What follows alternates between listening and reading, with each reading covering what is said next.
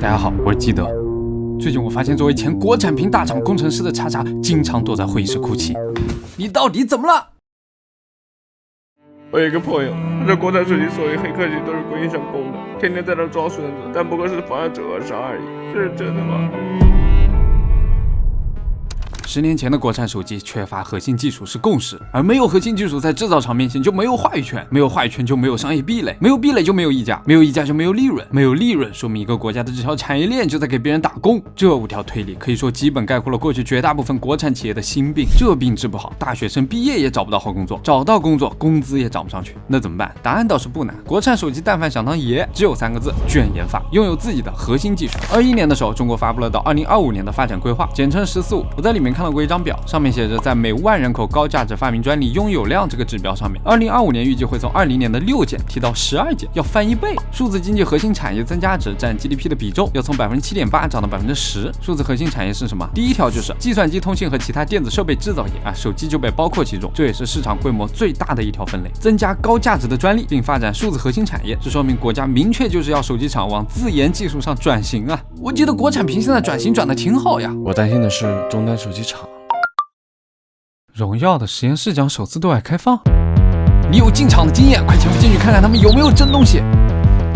2023年4月24日，荣耀位于深圳的研发实验室首次对外开放，这正好给了叉叉浑水摸鱼潜伏进去的机会。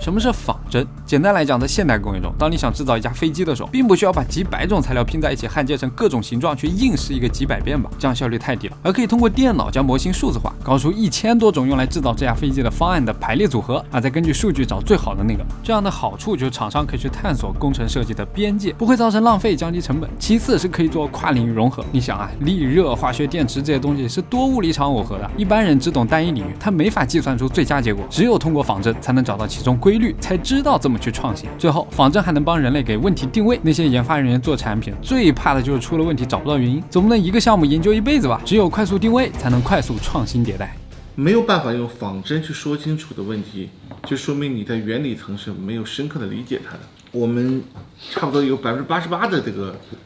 所有的开发工程都是必须先经过仿真才能实现的。在这次潜伏行动中，还有一个关键词吸引到了我：自研求解器。如果说仿真大家还能理解，那求解器又是什么？计算器吗？有什么用呢？不知道还有没有老观众记得，我在以前介绍混沌系统这个概念的时候，提过一个著名的旅行商问题。简单讲就是，如果你是一个推销员，必须要拜访图上所有这么多城市，那么你该怎么规划路线才是最短的呢？头晕了吧？如果我再加一个条件，比如你必须去这座城市先见一下女朋友，好像问题复杂程度又翻倍了。科学家还举过例子，说蜜蜂每天在蜂巢和花朵之间飞来飞去，其实他们无时无刻不在计算旅行商问题，那是亿万年演化出来的基因赋予他们的能力。也有人说了，那就干脆别计算这些问题啊。可你在想，生活可以不算，人类搞工程制造也可以不算吗？这是一辆车，它撞上障碍物粉身碎骨，你想给它增加强度保护车内乘客，但无从下手。毕竟如果粗暴的打造一辆全身都是高强度钢材的车，太重太费油，还特别贵。如何解决问题？这是一辆车的底盘结构，可以很明显看出几百上千种材料以不同的方式连接在一起，它们的受力性能和形状千奇百怪，单凭肉眼人类几乎不可能打造出一辆完美的汽车来。但如果我把所有车体材料的性能、形状全部建模放进电脑，能不能用数学公式和物理学原理给它们模拟出在现实世界的受力情况呢？这样我就可以让车在电脑里装个几百上千次，我在受力小的地方用轻质材料，受力大的地方用钢材，进行几百上千次的设计迭代，那我造出来的车是不是就可以在成本和性能之间达到平衡的巅峰，一举击败其他友商？小到一部手机也一样，它足够精密，所以材料和结构相当复杂，建出来一个模型变量会非常多。那么如何准确高效的模拟出它在现实世界的受力情况，就是成功的关键。什么技术可以搞定？就是工程学王冠上的明珠，电子行业的芯片，航空领域的发动机求解器。它类似于用来计算并预测我们真实世界物理过程的超强大脑。以工程制造领域常用的 CE 结构有限元求解器举例，它可以把复杂的物体分解成一个个小多边形，用标准化方程把它们连接起来。然后当你有足够多的算力，就可以把多边形越加越多，打造出一个齿轮、一个底盘、一辆车，甚至是让2辆车互相撞100次。人类工业史上，当1960年有限元理论被正式提出之后，求解器这个东西就随着超级计算机的发展，在各工业门类迅速铺开，什么飞机、汽车、大型机械、复杂仪器都要用，大概就相当于现在的 AI 吧，谁用得好，谁的产品就厉害。那么理所当然，中国工业起步晚，之前在求解器这块也是拿来就用，很少有人去研究，一直到近些年，各种不同类别的国产求解器才开始慢慢取得突破。所以这次在现场猛地听说荣耀还有自研求解器，确实让我有点惊讶，尤其是听技术专家说，他们的自研求解器最终是仿真效率比之前买的行业通用商业求解器快了3倍以上，也是真心想给他们竖个大拇指。求解器的力量最后会在前面提到的仿真能力上体现出来。大家看这里，左边是高速摄像机拍的手机跌落实验，右边是荣耀在电脑里做的仿真跌落，是不是一模一样？除了结构力学，这种仿真技术还能用在影像处理和声学模拟上，比如最新的 Magic 5系列，荣耀通过仿真使暗光成片率提升20%，晚上也能快速抓拍，用平均3000多次的天线设计仿真，让手机信号稳定又强大。上班迟到啦！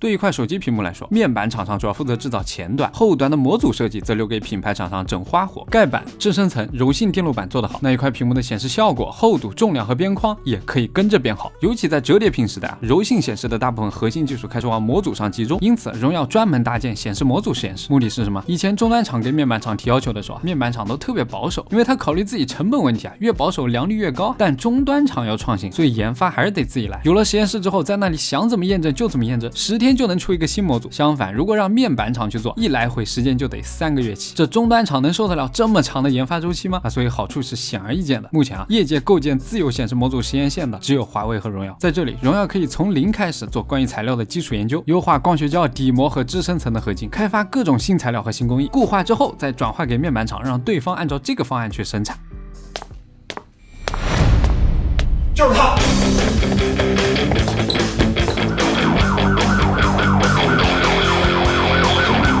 不可能，凭什么大家都当孙子，你当爷？这样吧，我找一个技术专家跟你聊一下。我们用理论知识和底层的基础知识来去支撑伙伴去实现一些这些技术的必要性。我们从一开始就对 LTPU 啊，多次的一些仿真实验和多次的一些实验室技术去快速达成这个事情一定要做，因为我们会帮助所有的伙伴从底层优化、底层创新，到最后真正的进入到用户的实际里程中，而绝对不会是单纯以某一个概念去操作，去完成一个用户的听起来很好，但实际上感知不到。情况就是这样，他们还要真的想当爷。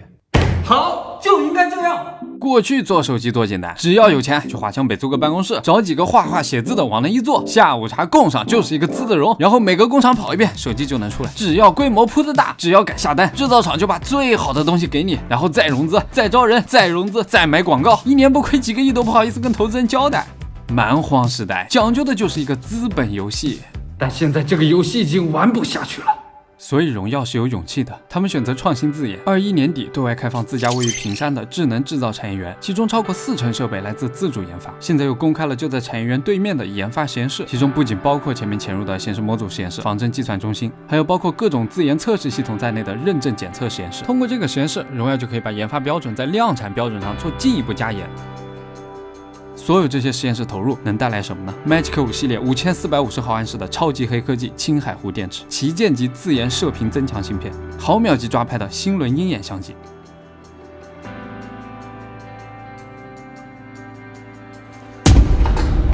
被他玩明白了。全面投入基础研究，自建实验室，坚定地追求长期利益，以用户需求为中心，拥抱产业链，这是中国新制造的方向，也是荣耀现在的方向。当然，也有可能是只有荣耀 Magic 可以见证华为。逆子啊！